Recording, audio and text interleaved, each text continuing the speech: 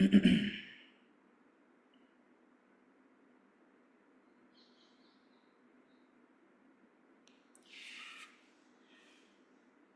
ओम। हरि ओम। हरि ओम। हरि ओम sir. Hari ओम sir. Hari ओम। हरि ओम हरि ओम। हरि ओम। हरि ओम everyone. यो।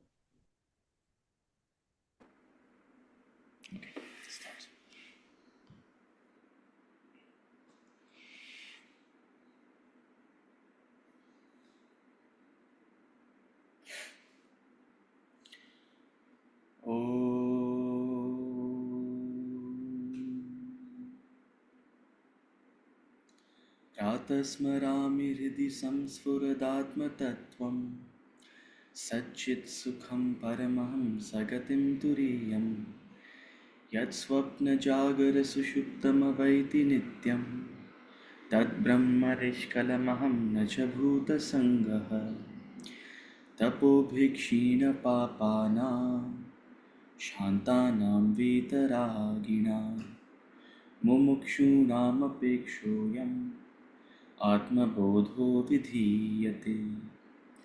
बोधोऽन्यसाधनेभ्यो हि साक्षान्मोक्षैकसाधनं पाकस्य वह्निवज्ञानं विना मोक्षो न सिद्ध्यति।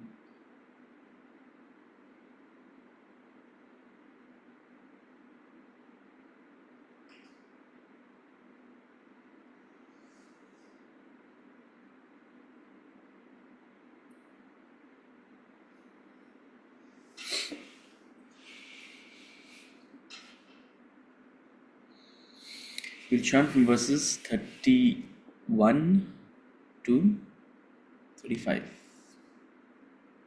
31 to 35 of chapter 3. ये मे मतमिदं नित्यम् अनुतिष्ठन्ति मानवाः श्रद्धावन्तोऽन्यसूयन्तः मुच्यन्ते तेऽपि कर्मभिः। ये मे मतमिदं नित्यम् अनुतिष्ठन्ति मानवाः श्रद्धावन्तो न सूयन्तः मुच्यन्ते तेऽपि कर्मभिः। ये त्वेतदभ्यसूयन्तः नानुतिष्ठन्ति मे मतम् सर्वज्ञानविमूढांस्तान् विद्धि नष्टान् चेतसः। ये त्वेतदभ्यसूयन्तः नानुतिष्ठन्ति मे मतम् सर्वज्ञानविमूढांस्तान् विद्धि नष्टान् चेतसः। सदृशं चेष्टते स्वस्याः प्रकृतिर्ज्ञानवानपि प्रकृतिं यान्ति भूतानि निग्रहः किं करिष्यति। सदृशं चेष्टते स्वस्याः प्रकृतिर्ज्ञानवानपि प्रकृतिं यान्ति भूतानि निग्रहः किं करिष्यति। इन्द्रियस्येन्द्रियस्यार्थे रागद्वेषौ व्यवस्थितौ तयोर्न वशमागच्छे तौ ह्यस्य परिपन्थिनौ। इन्द्रियस्येन्द्रियस्यार्थे रागद्वेषौ व्यवस्थितौ तयोर्न वशमागच्छेत् तौ ह्यस्य परिपन्थिनौ। श्रेयान् स्वधर्मो विगुणः परधर्मात् स्वनुष्ठितात् स्वधर्मे निधनं श्रेयः परधर्मो भयावहः।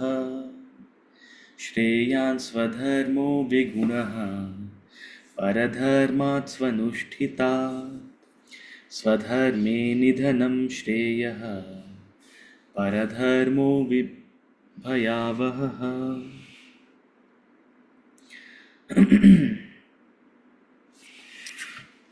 Okay.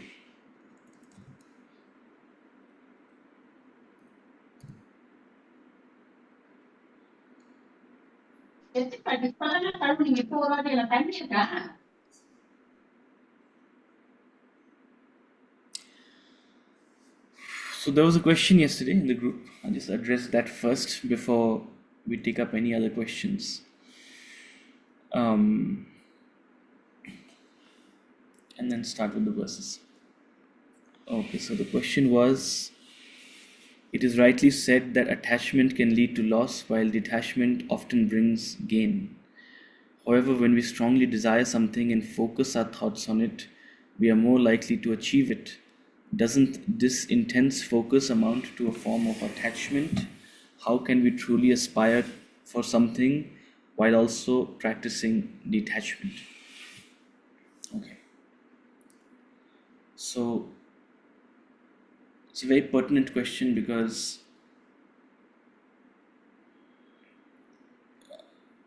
it lies at the heart of the distinction between attachment and detachment. Most of us don't understand what is attachment. Most of us don't understand what is detachment. We think any type of attention to something is attachment, and we think detachment means complete separation or indifference almost. Right?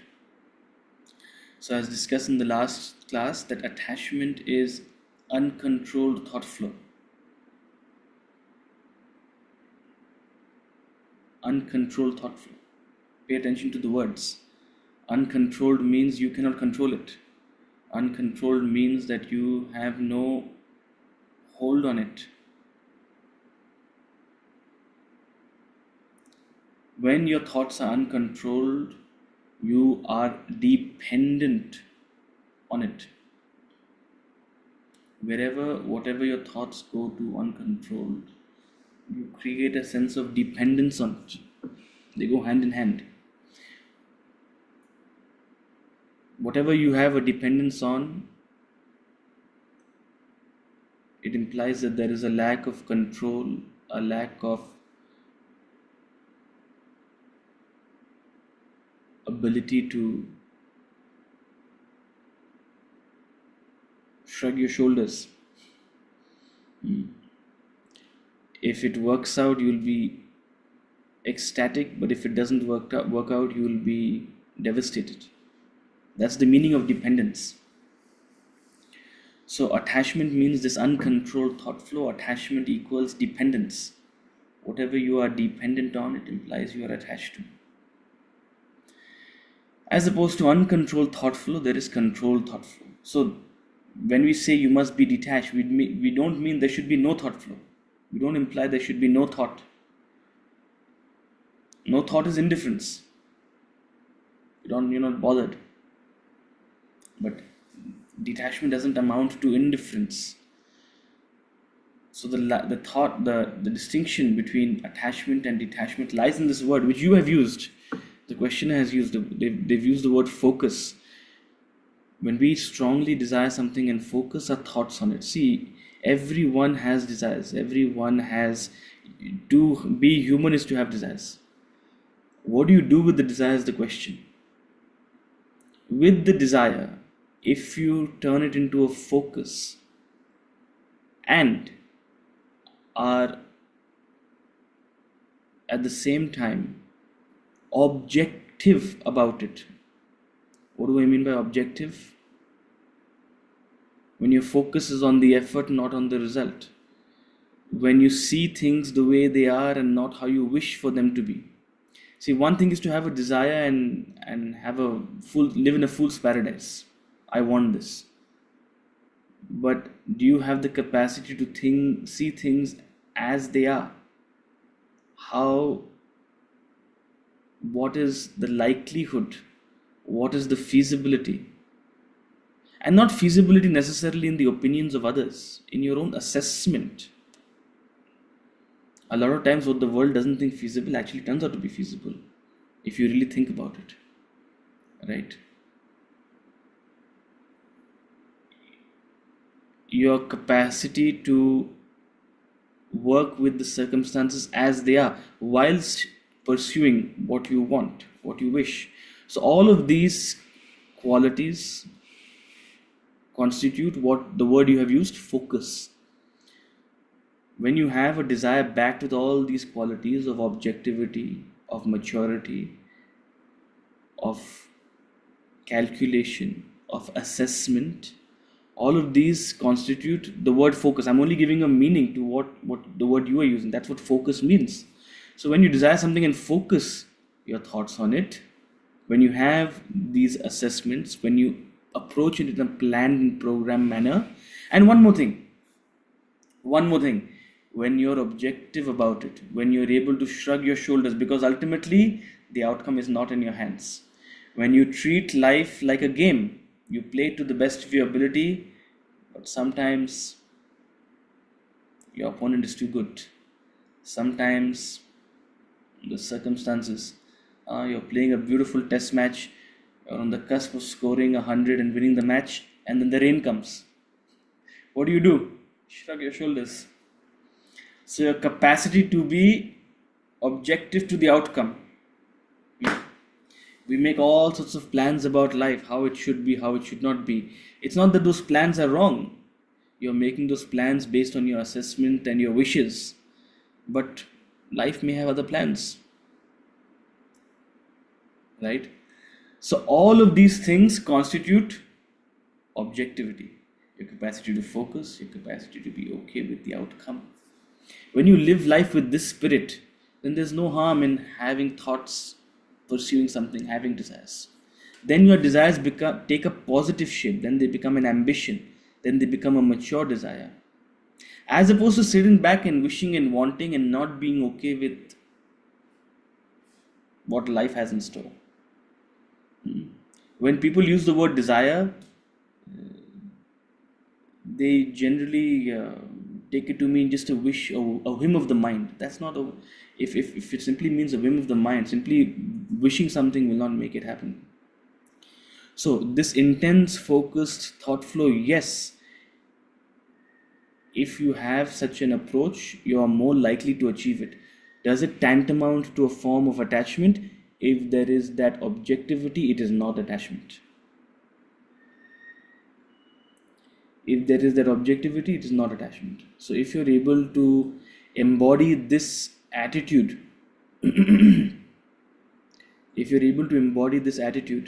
then you can pursue anything with utmost intensity. It's like a game.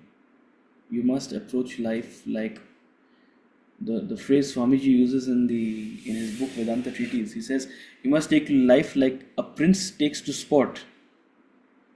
A prince takes up sport with much enthusiasm,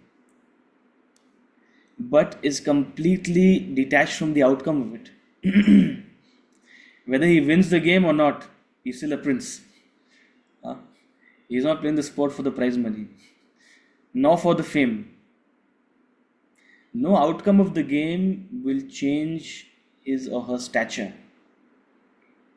his or her identity. So when you take up life with this spirit, and you will only be able to take up this spirit when you have a shift in your identity. When you see yourself as this limited, restricted human being, you will find it hard to have this attitude. But when you develop a universal identity, when you see yourself as a child of God, or if you don't want to bring in God into the picture, if you see yourself as a child of nature, right? If you see the oneness in one and all, when you see everything as yours and you as a trustee of everything, when you have this attitude in life, then you'll be able to embody the spirit. You must have a universal identity to truly embody the spirit. But the more you have an egoistic identity, the more you have a limited identity, this will be a tough pill to swallow. Your entire identity will be completely determined by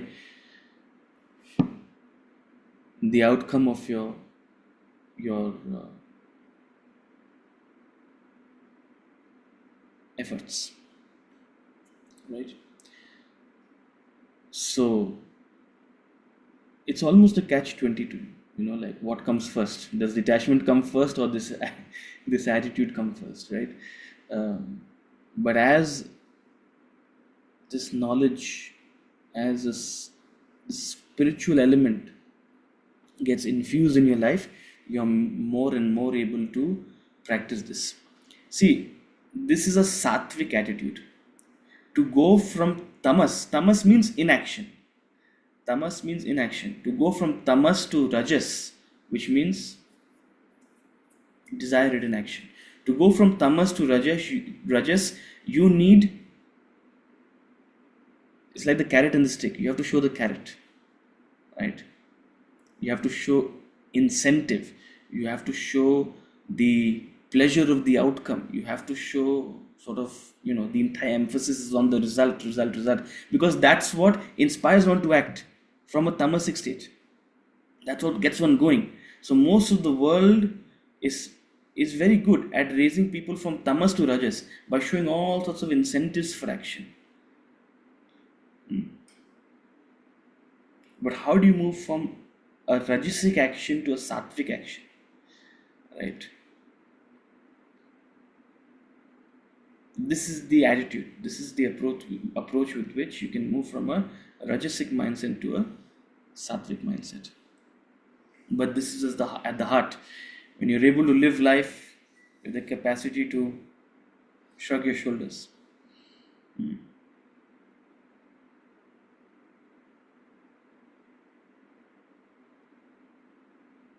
You have no idea what's hidden in the garb of time. वक्त के गर्भ में क्या छुपा है? You know. Your capacity to be okay with that. That's detachment. So detachment has no bearing on the intensity of the action. In fact, when you're detached, the intensity of the action is maximum. Detachment has no bearing on the intensity of the action. Detachment has all the bearing on the expectation of the outcome. Intensity of the action has nothing to do with attachment or detachment. The obsession, dependence, expectation of the outcome is what determines whether you're attached or detached. No doubt, from tamas to rajas, you rise by developing a craving, a dependence, an attraction, an incentive for the outcome. No doubt about it.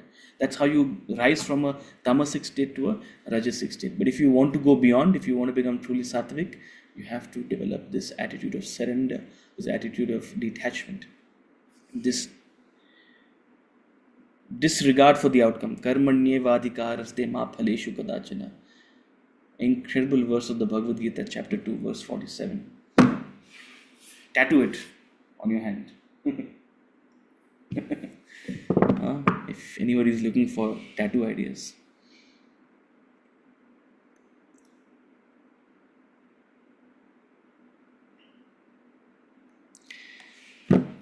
I hope that answers. There's never a satisfying answer to this, really.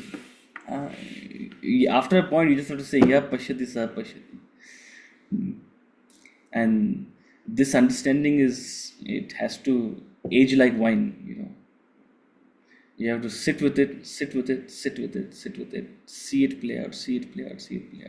And then it turns into a conviction.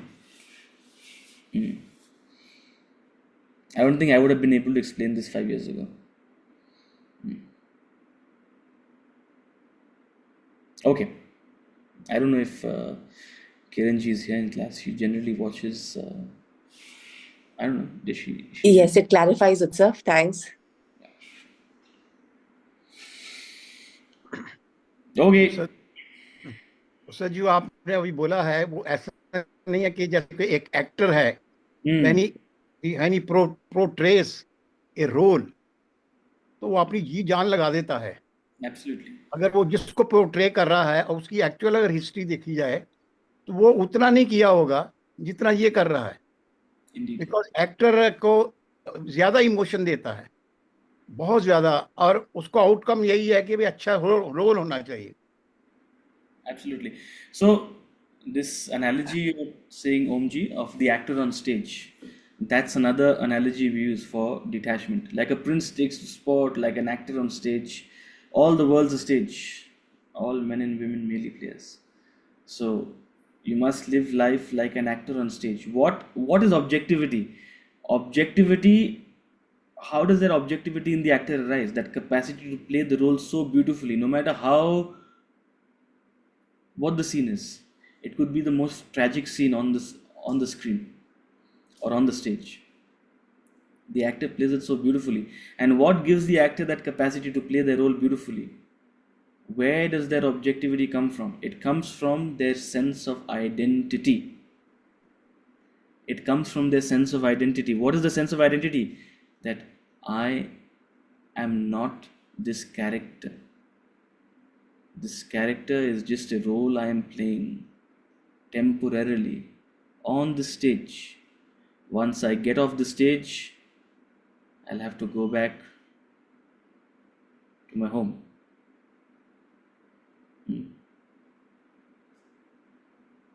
I am not this character on stage. My real identity lies beyond the stage. Similarly, you are not this ego, you are not this individual in this nama rupa, in this name and form, in this environment. You're simply playing a role like an actor on stage. No matter how good the role, how good the scene, how bad the scene. Some scenes are ecstatic, some scenes are tragic. And everybody's life has this admixture of scenes. Some excitement, some dullness, some wonder, some pleasure, some pain, some joy, some sorrow. This dvandva will always happen on stage. So that objectivity strengthens as you develop your awareness of your true identity. This awareness of the true identity is what Vedanta is trying to instill in us. You are not this body, you are not this mind, you're not this intellect, you are not this ego. Tattvamasi. You are that Atman, Tat, that, beyond the body, beyond the mind, beyond the intellect. The more this awareness strengthens in us, the more we'll be capable of detachment. That's true detachment. That's when we'll be able to embody this spirit. That's when we'll be able to see life as a stage, life as a game. Usavji, if I may add one thing more, Ramchandra ji की जो story थी उसको राम चरित्र कहते हैं, रामचरित्र मानस जो पढ़ते हैं, लेकिन कृष्ण जी की जो स्टोरी पढ़ते हैं तो उसको लीला बोलते हैं. कि दोनों में डिफरेंस यही है कि उनकी स्टोरी अपनी थी राम की, और जो उससे शिक्षा मिलती है ठीक है, लेकिन भगवान कृष्ण की जितनी भी स्टोरीज हैं उनको कृष्ण लीला बोलते हैं. जब स्टेज पर भी वही ड्रामा होता है, लेकिन उसको लीला बोलते हैं क्योंकि उन्होंने कभी अटैचमेंट किया ही नहीं किसी से, ऐसा लगता है मेरे को. रामचंद्र जी तो अटैचमेंट नहीं किया. हाँ, भगवान राम की लाइफ, उनकी स्टोरी लीला थी. उनकी स्टोरी जो थी रामचरित्र मानस बोलते हैं. उनके चरित्र में उनका कैरेक्टर ऐसा था कि हाँ, मेरा अपनी ओपिनियन है, I am wrong. but I mean, I'll think about what you're saying, but that conclusion is perhaps not accurate, because if anything, Shriram was as detached as Lord Krishna. Prabhu Shriram embodied such detachment in dealing with all of life's challenges. At every stage, there was a challenge, there was a conflict, there was a separation, there was a difficulty, there was some thorn. You can say that Lord Rama's life was more of a drama, and Lord Krishna's life was more masti. I don't know. You can put it that way. नहीं life तो मस्ती More entertaining. But even if you look at Lord Krishna's life, equally, he was born in a challenge. So it's, Yes. I don't know. I don't have any particular, I don't have any immediate sort of, um, I can't exactly relate to what you said, but they were equally detached. Both of them are Lord Vishnu, after all. Hanji, Snigdha. Good morning, sir. So my question is related to what we're talking about, but it's based on something that I recently experienced. So someone recently said to me that I don't feel the need to chase this thing because it comes to me, it'll come to me. I know that it'll come to me. Hmm. So that was very interesting for me to hear because this person was much younger than me also, and I'm also quite young myself. So it was very interesting for me to hear it from someone so young and with such confidence. This person said this, made this statement that it left me thinking that does it matter where what the motivation behind the thought is? As in, does it matter where they're coming from when they think about think like this? Or is it just good enough to have this detached sort of an attitude to any specific goal in life? What do you mean by does it matter where they're coming from? For instance, I'm here in class and I'm hearing everyone talk about uh, detachment from the perspective of the Gita, right? And that's where I'm learning about it from. But let's say we take an example of uh, a really successful athlete or professional who's talented, but they're not seeing failure Got it. in life. So Hmm. they're relatively cocky because they feel like they're so good that this thing will come to them, right? So there's a sense of entitlement. Hmm. I don't know where this person was coming from. And I have no right to assume that it was from a negative place. Maybe it was coming from wisdom. But I was thinking about this, that does it lead to, does the same thought inspired from a different source lead to the same outcome? No, I thought I got your question, but then I realized maybe I didn't. See, this first and foremost, this knowledge in as many words, regardless of where it comes from, is as meaningful, whether it comes from the Bhagavad Gita or whether it comes from some other source, right? Uh, Wherever the words come from are the Gita, just as whoever spoke these words is Krishna, right? So it doesn't matter. And generally, such wisdom comes from, I use the term an old soul. It comes from an old soul, someone who has lived experience or has lived it, in some time or form. Yes. So it's a conviction that comes from within, right? That said, if you're to use your uh, words, cocky about it, right? Um, that would give a sense of um, a misunderstanding, right? Because one can never be sure of what will come to me. Okay. What this knowledge is saying is what is meant for you will come for you, come to you. Not, oh, I know this will come to me, right? It's that true surrender is that capacity to let life happen, not a cocky assumption that, oh, I know what will happen, right? One is to chase it, oh, I wish this will happen. Another is to be cocky about it, saying, I know this will happen. And the third is to be have a spirit of surrender that I'll let life happen. Right? Three very distinct states of mind. So we're not talking about the second one. We're talking about the latter. I don't know if latter is appropriate for Yeah. three. But yeah, Yeah, three options. I've- But the third option, we're talking about the third option. third option, right? So that's what at least the Bhagavad Gita is trying to say. And wherever you hear this piece of knowledge, regardless of whether it comes in the form of these verses, it's knowledge. But if there's a sense of entitlement or cockiness, then chances are it's not. See, in some bhakti traditions, a true bhakta can say that.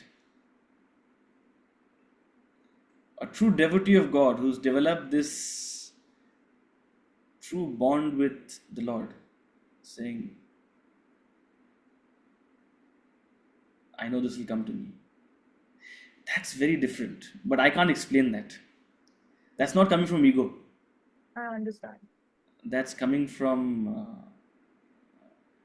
a very deep communion with God, right? But not from an ego, not from a sense of entitlement at all. Okay. Yes, Balaji. Hari Om, sir. Hari Om, sir. So my understanding is that the end result of any activity which I desire, or my desired end result, cannot be decided by me, because I truly believe that I am a co-creator, because there is a karma which is known to me or not known to me, a factor which joins me as a partner in every activity I do. So I'm not able to factor in terms of the quality or in terms of the quantity fully that and decide my result. So I have a limitation in terms of deciding my result, irrespective of my intensity of action or my desire of the action. So taking that into consideration, I cannot expect my result. This is my logic. Am I right on this, number one? No, absolutely. I think you mentioned this in the chat also yesterday. Yes, this is one of the factors which helps with objectivity. That understanding that you're a co-creator, understanding that this is a symbiosis, the world is a symbiosis, nothing is done alone by you, right?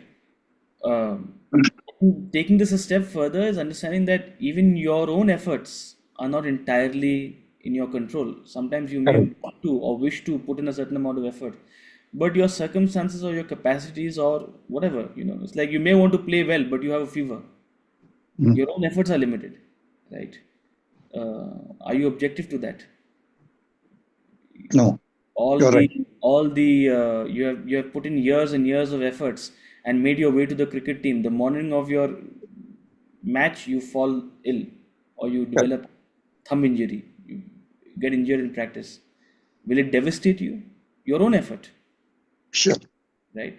So objectivity, I mean, what you're saying, absolutely. Co-creation is one aspect of objectivity, and then even your own efforts, may be limited by circumstances beyond your control, right? So that also needs to be factored in. In the case of a rajasic action, Yes. take it in a slightly depther level. The necessities of the body, mind, and intellect, or the requirements of the body and mind and intellect are taken care, which in terms of maybe a recognition or a material benefit or whatever, you fulfill that requirement. That pushes, or rather that pulls the person from the tamasic to the rajasic, number one. And from the rajasic to the selfless work, from the selfish to the unselfish to the selfless. Is it that knowledge and his experiences of the life which leads him to the self-realization, pushes to the sattvic activity? Can we say that? Sorry, what is the last line you said? I said from the rajasic. I think you are clear about what my idea about from tamasic to rajasic motivating factor. What you said, I just translated into equipments, body, mind, and intellect equipments requirement. Then from the working for the work's sake, not looking at this, there are only two options I have got. One, I can work with the result motivated, or let me do the activity to the best of my ability and accept the result whatever it comes. Then the focus goes to the work, not to the result. My activity focuses on the work. Now, in such case, that is a sattvic activity. Am I right on that? Absolutely. Okay. If that what is the incentive for me in the sattvic activity is by fulfillment or an happiness in the action itself, not dependent upon the result of the action. In either way. I won't use the term incentive for a sattvic No, action. I use the word. I know that I'm using a very wrong word, but then for my meaning, I understand. No. So Yeah, please. what prompts a sattvic action is awareness. Is it knowledge or awareness, sir? No, awareness comes from knowledge. Awareness comes from the knowledge. Okay. Okay. Your Right. knowledge is what feeds your awareness.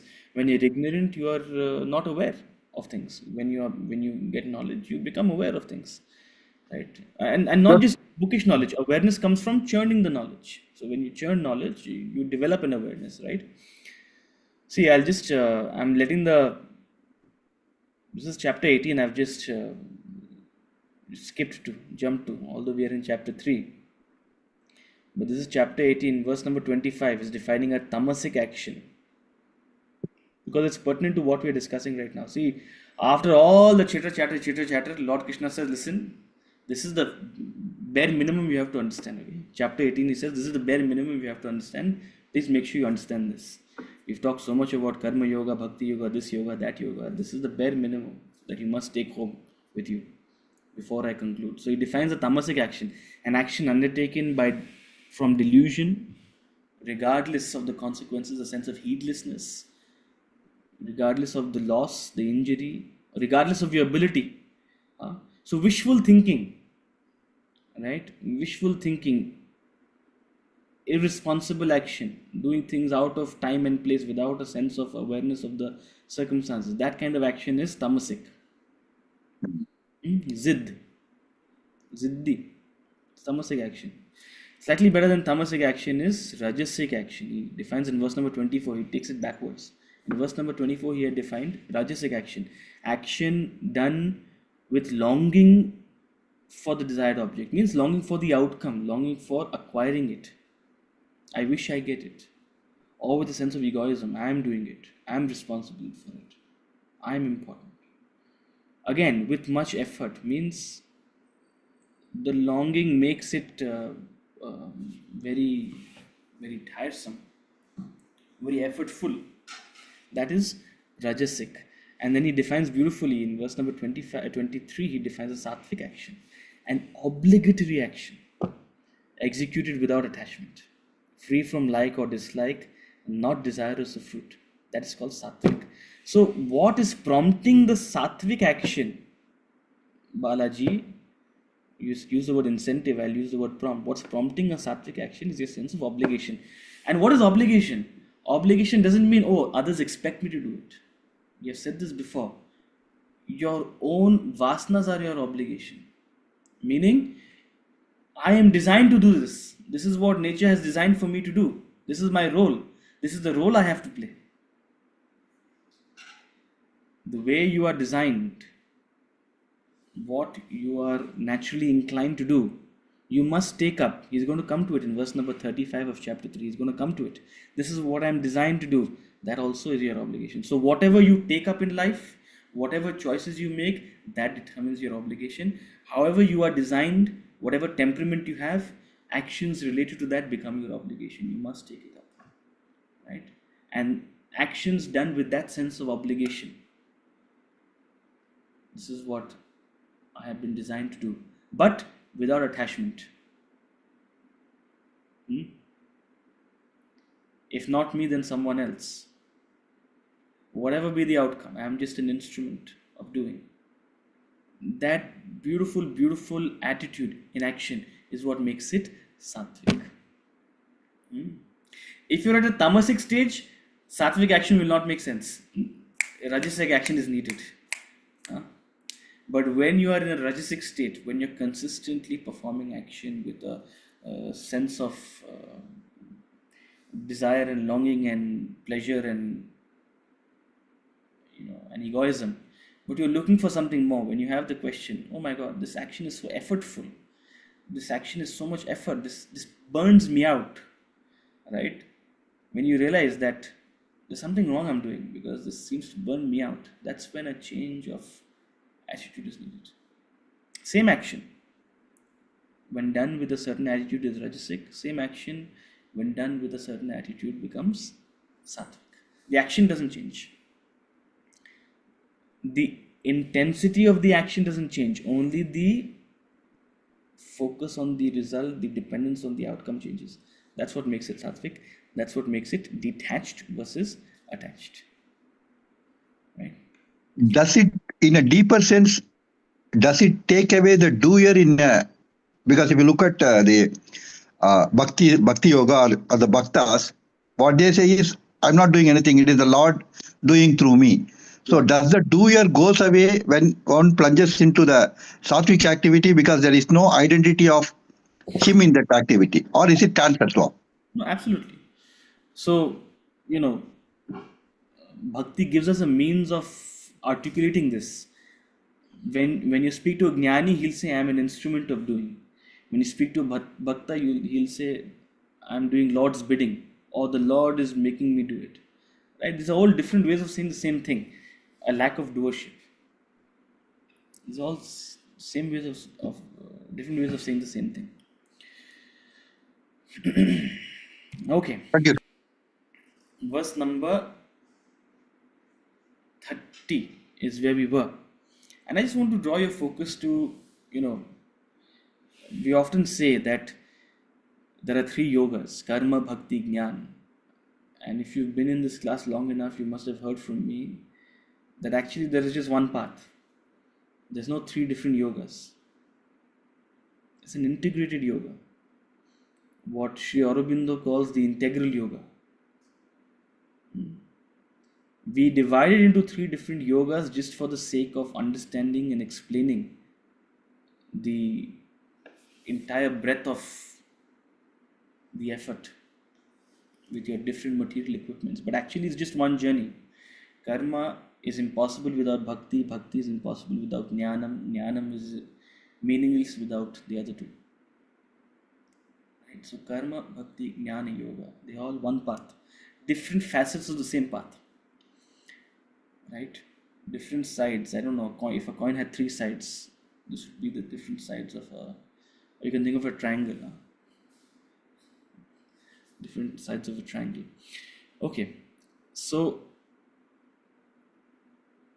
having explained from verse number 11 onwards, or verse number 9 onwards, all the way till now, what is yajna, what is karma yoga,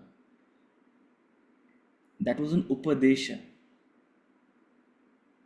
Upadesh means guidance.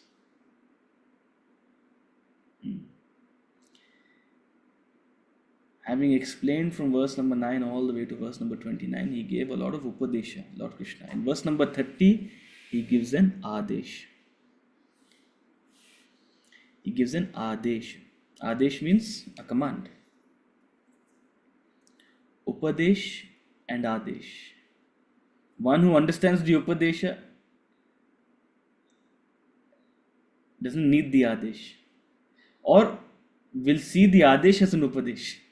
One who doesn't understand the upadesha needs the adesha. So the extent to which we understand verse number 9 onwards, we'll see this as a natural conclusion. And if we don't entirely understand verse number 9 onwards, let us grasp this as a adesha from the Lord. It's like an employee and a CEO. Right? Either you understand the CEO's vision, or the CEO's asked for something, just get it done. Just prepare the file. What needs to be done with the file, the CEO will decide. What strategy needs to be driven. My job is to prepare the file. That's the adesha. So what is the adesha of the Lord? Renounce all actions in me. Shift your thoughts to the self. Free yourself from hope and attachment, and fight. Perform your obligatory action, do what you're supposed to do without hope and attachment, resting your thought on me, surrendering to me. So this is the element of bhakti, right? Where jnana where jnanam becomes incomprehensible, where knowledge is not comprehended entirely, that's where bhakti begins. Because words can only do that much. Ultimately, bhakti is an essential aspect. So that's why he starts using the pronoun me. He's personalized it. Huh? Till now, he didn't say me. Right? Now he's personalized it. Renounce all actions in me. Me as the Lord.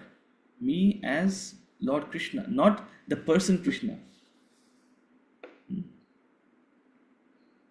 For an intellectual, whenever the word me is used, it relates to the self. For a bhakta, for a devotee, it means the Lord. I need to surrender to the Lord. I need to renounce all my efforts to the Lord. I am doing Lord's bidding, as Bala said. The Lord is functioning through me. I am doing this as commanded by the Lord. So this is an adesha. The extent to which in 9 to 29 makes sense, we get the upadesha. Otherwise, we take this adesha. And he continues in this using this terminology for the next two verses, 31, 32. He continues in this form, and he introduces the concept of Shraddha. Very important, very beautiful concept of Shraddha. Verse number 31.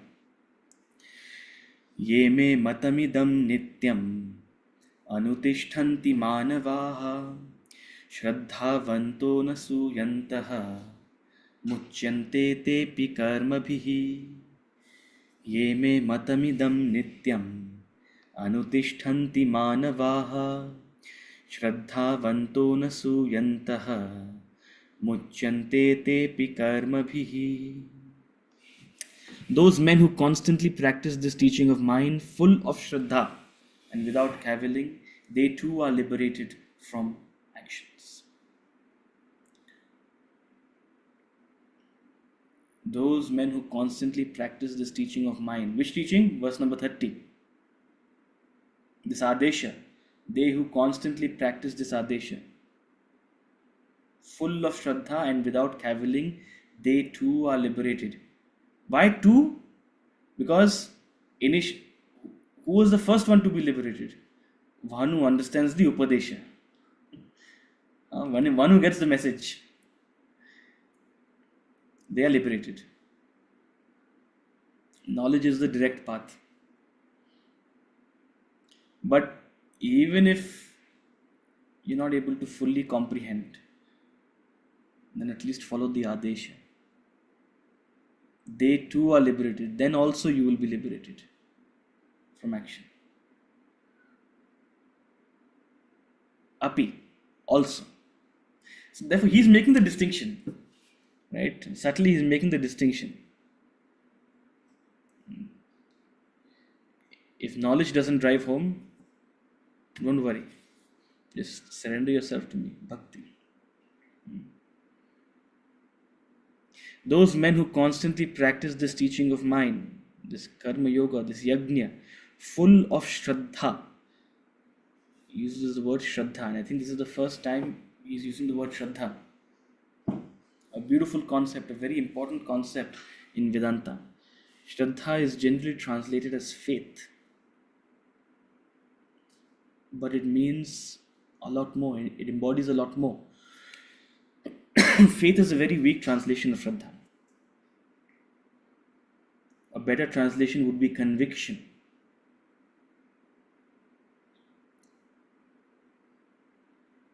Shraddha is your capacity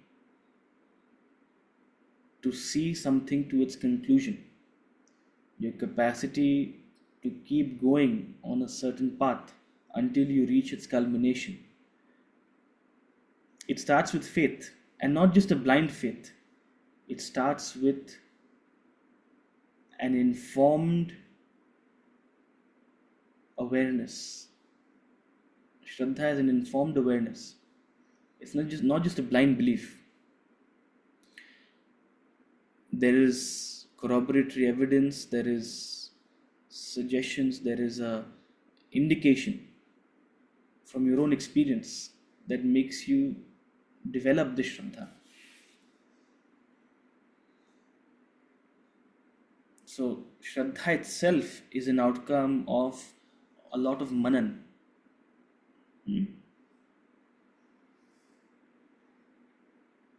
ऐसा नहीं कि मन किया तो I believe it. No.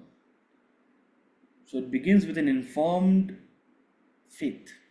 Because why? Because why faith? Because there are some things which cannot be completely understood. There are some things which are beyond the intellect's understanding or your current intellect's capacity to understand. So it begins with faith. It begins with a suspicion, an informed suspicion, and it develops into a conviction until it reaches its culmination.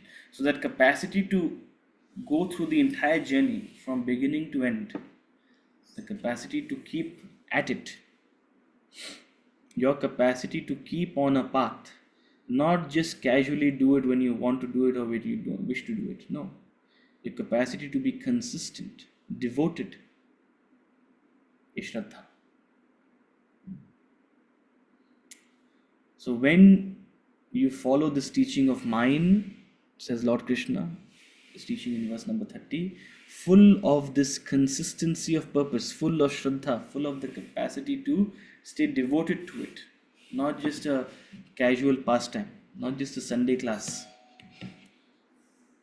and without cavilling, without dismissing it, without being egoistic about it, without having the feeling, I know all this is rubbish. Bhagavad Gita, it's 2025, man. Who reads the Bhagavad Gita nowadays? Without cavilling about it. And you don't have to lay at its feet. No one is asking you to accept whatever it is saying. But at least don't be dismissing about it. If you're dismissive about it, then this knowledge will never reach you. If you have the egoistic feeling that I know, this knowledge will never reach you. But if you're able to practice with an open mind, if you're able to take up this path full of Shraddha, full of this consistency, full of this dedication, and without that arrogance of I know, then you also will be liberated from actions. That's the guarantee of Sri Krishna. And he continues in verse number 32. Ye tve tadabhyasuyantaha nanutishtanti me matam sarvajnana vimudhamstan vidhi nashtana chetasaha. Ye tve tadabhyasuyantaha nanutishtanti me matam sarvajnana vimudhamstan vidhi nashtana chetasaha. But those who carp at this teaching of mine and do not practice it, deluded in all knowledge and senseless, know them to be ruined. This is not a curse. Oh, they're not listening to me? I'm cursing them. No guru worth his stature bothers whether someone is following them or not following them. Okay. So don't reduce Lord Krishna to this possessive, obsessive intellectual. No. He is simply stating a matter of fact. This knowledge, this teaching of mine, not to say that this is my knowledge, no. Elsewhere in the Bhagavad Gita, he says, I also have learned it from my masters. So he doesn't claim, the emphasis here is not teaching of mine.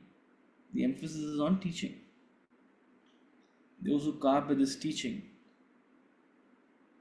this Sanatana Dharma, this eternal principle, this truth which is relevant to all beings regardless of their culture, their nationality, their race, where they are born, regardless of their religion. This teaching is relevant to everyone. This concept of attachment and detachment, this concept of yajna, this concept of ego, this concept of selfishness, unselfishness, all of these concepts are relevant to you, whether you are a Hindu, a Muslim, a Christian, a Parsi, a Jew, or whatever you are. It's relevant to you whether or not you believe in Lord Krishna, whether you don't believe in Lord Krishna, whatever you believe. It doesn't matter. That's what makes it Sanatana Dharma. It's not a dharma only for believers. In fact, this has nothing to do with your belief. This knowledge doesn't become less relevant if you don't believe. It doesn't become any more relevant if you claim to believe. No, it has nothing to do with your belief. These objective truths of life, these teachings are relevant to your life, and it's very important that you embody this knowledge. You live life with these, based on these principles, regardless of where it comes from. I'm not saying it only comes from the Bhagavad Gita. There are books of truth everywhere. As Swami Ramatirtha said, truth is flowing in the rivers. It's blowing with the breeze. This knowledge is everywhere. It's not just in these verses. But if you don't practice it, and if you have a deluded sense of I know it all, if you are blind to these principles of life, and if you live with a big fat ego, you will be ruined. This is not a curse, this is a caution from the Lord. Things may look very good and circumstances may be very good, but you are courting your own destruction by living a life of egoism. It's a matter of time. So don't scoff at this teaching, which doesn't mean you should just accept this teaching. No, but you must consider it. You must consider it. Generations and after generations have questioned this knowledge, learnt from it, and uplifted their lives. Put your ego aside and consider there's a reason why this is a timeless knowledge. There's a reason why it has lasted ages after ages. Some people say it's a couple of thousand years old. Others argue it will be at least 15,000 years old. I don't know. Depends. Maybe this particular text may be a certain 1,000 years old. But where does it come from? Where does the knowledge that led to sage Vyasa composing this come from? Where did he get this knowledge from? Iti shushruma purvesham yenastat vyachachakshire. I have learned this from my masters, and they have learned it from their masters, and they have learned it from their masters. This unending string, this parampara. So put your ego aside and take a second to consider it. This Sanatana Dharma. Otherwise, all the best. You will be ruined. Says Lord Krishna, not me. Know them to be ruined. Okay. With that thought, we'll conclude today. I think verse number 33 is taking it in a slightly different direction, a different conclusion. So we'll take up 33 onwards in the next class. Are there any quick questions? Sir, what is the meaning of cavilling in the previous verse? 31, I think. One who scoffs, one who dismisses, one who criticizes unnecessarily. So to cavil is to, egoistically dismiss something, mock something. Mock something. Yeah. So all of this is cavilling. Okay. Unnecessarily criticize without basis.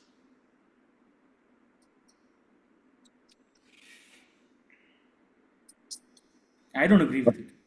You don't agree with it because it challenges every notion of yours. I don't agree with it. You don't have the knowledge. Step back to consider it. Have the humility to consider it. Now, dismiss it. Just being dismissive about it. Criticizing it unnecessarily. How pointless. How outdated. Okay. Thanks. All of this, any criticism without foundation, a mocking without foundation, is cavilling. Yes, Prachi. I wanted to ask in verse number 31, where he's saying that practice this teaching of mine. So, what do you mean by how is that different from the actual teaching? Because, or the knowledge of the teaching, because from what I've understood, Karma Yoga is more of a mental attitude towards your actions. So, without the knowledge, how do you practice it? Like, what is the difference between having the knowledge for it and just practicing it with faith? Good question. See, it's after someone has spent 10 classes trying to explain the knowledge, maybe some of us have got some perspective. So we all have a little bit of, knowledge of Karma Yoga now, right? But for someone who didn't have or doesn't have the, background or the luxury of sort of being explained these things or the capacity to understand it, right? Um, verse number 31 is saying, if that doesn't make sense, at least just listen to me. Practice this teaching of mine means practice these three things. And if anyone asks you why you're practicing it, because Lord Krishna has written it in verse number 30 of chapter 3. See, for you and me, because we have spent so much time in trying to contemplate and understand what is Karma Yoga, we'll have a different way of explaining it. But if you don't have a capacity to understand or explain it, what is your foundational reason? Lord Krishna has said so. So these are the three things that you can practice. You say that. Okay. Why am I doing this? Because Lord Krishna said so. See, ultimately it'll be a combination of the two. Right? To the extent it makes sense and you're able to understand. See, the extent to which you're able to understand Karma Yoga, you'll develop a vocabulary for it. You'll develop a capacity to, you'll develop a worldview about it, right? But wherever there is a challenge to your worldview, wherever there's a limitation, this is what you have to fall back on. That why am I doing this? Because the Lord has said so. The Lord has given me the guarantee that if I do this, it's good for me. So it's like the guardrails, right? The guardrails. That's, if nothing else, do it because it's like an employee now in an organization. The CEO has told me to do this. They must have the best in mind for me, so I must do this. And practice.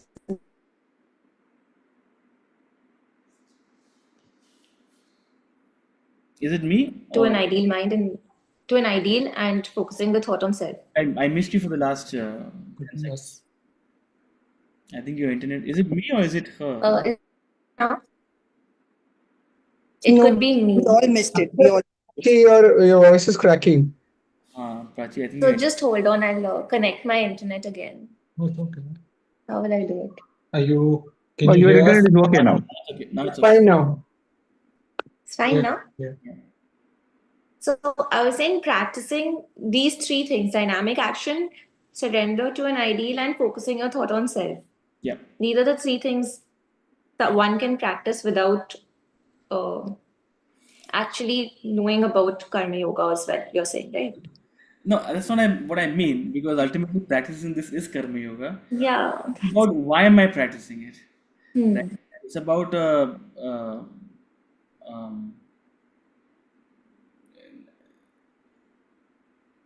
jnani will have a very different vocabulary for why. A bhakta will have a different vocabulary for why. So bhakta will say, why am I doing this? Because the Lord has told me to do it. Yeah. Yeah. This is like that Snigdha's question of where you're coming from, like having the knowledge or wherever you're coming from, you are practicing. Absolutely. As long as you're practicing it, you're practicing it. See, the only reason the Bhagavad Gita is incredible is because it has spoken this truth so concisely, so beautifully, so poetically, so directly. What is said in a verse in the Bhagavad Gita is said in perhaps a whole chapter in some, you'll take out some New Age philosopher like Eckhart Tolle or something, right? What they spend an entire chapter saying, the Bhagavad Gita saying in a verse. Yeah. So, imagine 700 verses means 700 chapters. It's too much, right?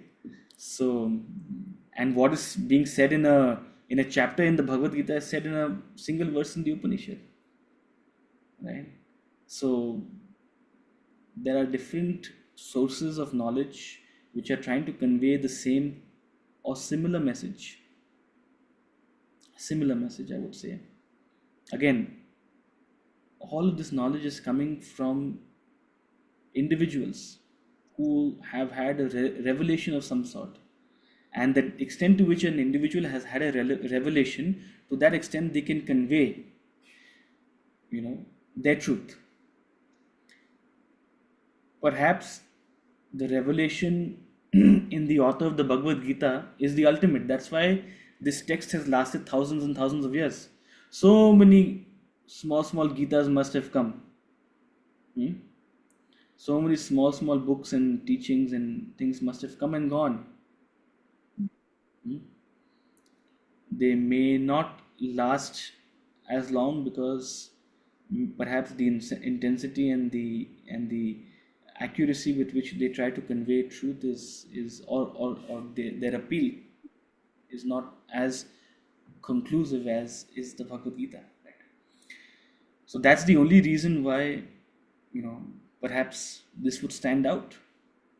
But ultimately, truth is found everywhere. Wherever there is, you have to have the eyes to see it. And in a way, can we say that we all, in our limited sense, are doing this verse number 31 itself, like practicing this teaching till we are actually aware of, or till we truly understand from within what? Yeah, absolutely. You're self-realized. You see, ultimately, that foundational reassurance you have of why you're doing what you're doing. Ultimately, you might say, "Oh, my teacher said so. My guru said so. My parents said so." Right? So, that sense of surrender or reliance on some higher figure, is always a support, right? Until we develop full independence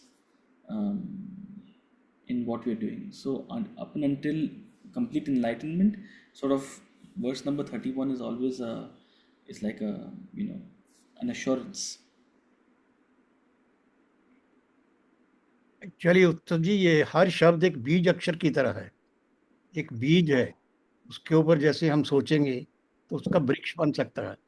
तो इतना कुछ ज्ञान दिया हुआ है गीता में, हर शब्द के ऊपर कंटेम्पलेट करे तो बहुत कुछ है. Wonderful. Absolutely. Hanji, Balaji. As a limited version, when I take the 3 steps, that is dynamic action by the body and surrender to an ideal by the mind, which I am agreeing, which I am understanding.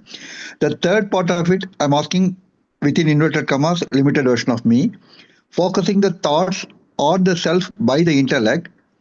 Can I replace the self by a goal which is beyond me and mine, maybe for an organization or for any other thing, which goes beyond myself, not self at this point in time, because it's an abstract idea, an intellectually accepted idea, but an abstract idea for my experience at my experience level. Try to understand what I mean, not what I say, sir. Yeah, absolutely. So, in all practice, see, the self out here implies, as you rightly said, any higher goal, any ideal. The self is the highest ideal. The self is the highest ideal, but what in a relative term? So, in an absolute term, focus the thought on the self. In a relative sense, focus the thought on any higher ideal. So, the idea is your intellect is focused on the higher ideal and how to achieve it, what needs to be done, what need not to be done, how to do it, your strategy. Your mind has surrendered to the ideal, right? Where your mind is completely dedicated for it. All your efforts are being performed for it without attachment, without aversion, right? And with the body, you're executing action. So with mind and intellect, you're surrendering and you're strategizing, and with the body, you're executing action. That's the sort of a relative interpretation. Now, the self could mean any ideal in your limited sense as well. That is higher than, that is beyond your own selfish, self-centered interests. Absolutely. Thank you, sir. Okay, thank you so much, and we'll see you on Tuesday. Thank you so much. Hari Om. Hari Om, everyone. Hari Om. Thank you. Hari Om. Thank you so much. Hari Om. Thank you.